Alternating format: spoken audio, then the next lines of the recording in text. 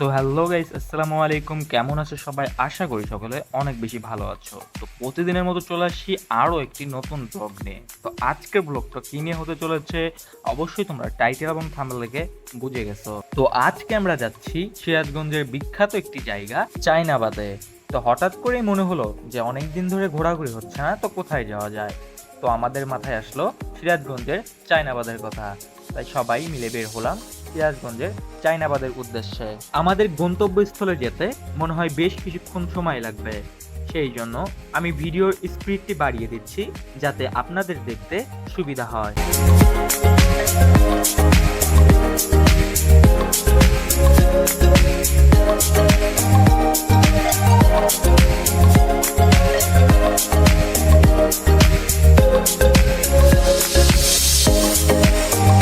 পথ যেন শেষই হচ্ছে না, শুধু মনে হচ্ছে কখন যাব চায়নাবাদে।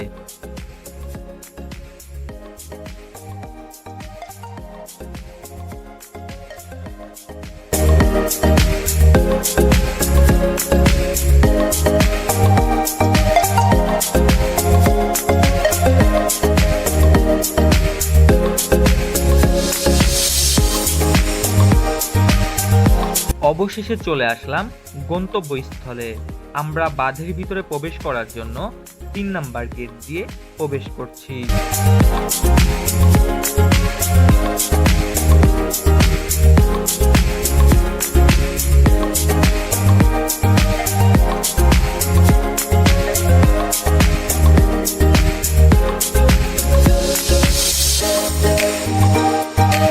সত্যি অসাধারণ একটি জায়গা।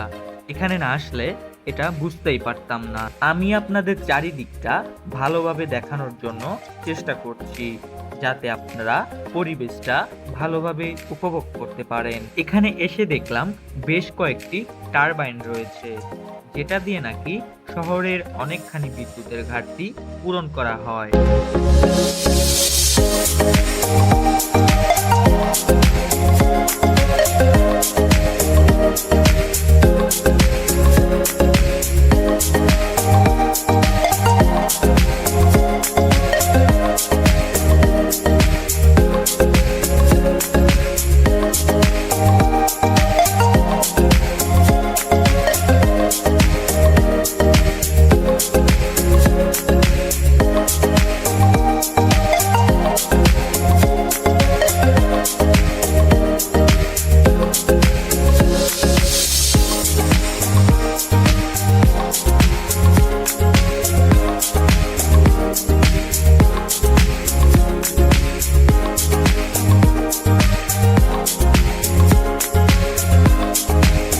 এই যমুনা নদীর পানিতে পরিবেশটার সৌন্দর্য আরো কয়েক গুণ বৃদ্ধি পেয়েছে। আমার কথায় আপনার বিশ্বাস নাও হতে পারে, তাই আপনি নিজে কিংবা আপনার ফ্যামিলি নিয়ে এখানে এসে ঘুরে যেতে পারেন।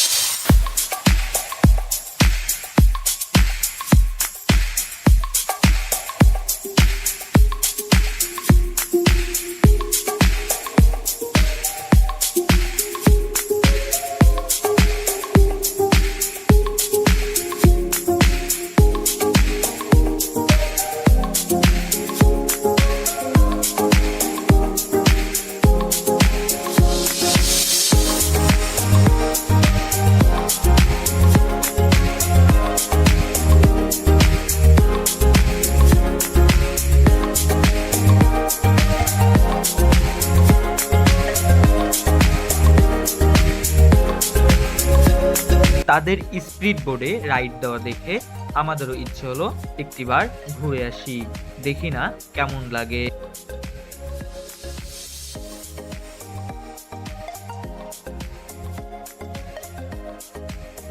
অবশেষে চলে আসছে সেই মুহূর্ত। আমরাও উঠে পড়লাম স্পিড বোর্ডে।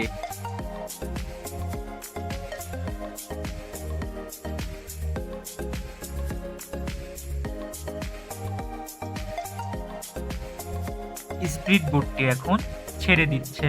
মুহূর্তটি বলে বোঝানোর মতো নয়। কত যে আনন্দ লাগছে সেটা শুধু আমরাই বুঝতে পারছি।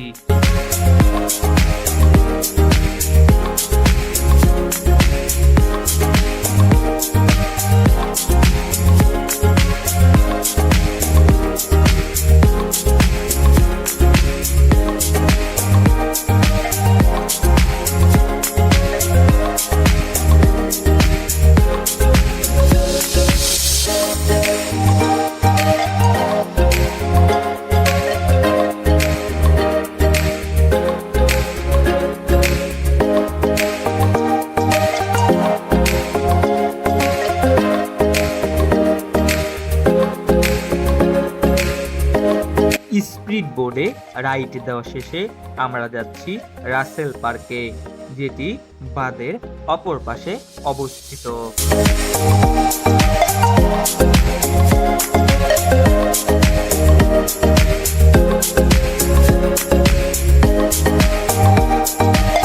রাসেল পার্কে এসে আমরা তো অবাক, এত মানুষ যে মানুষের জন্য ঠিক মতো হাঁটাও যাচ্ছে না।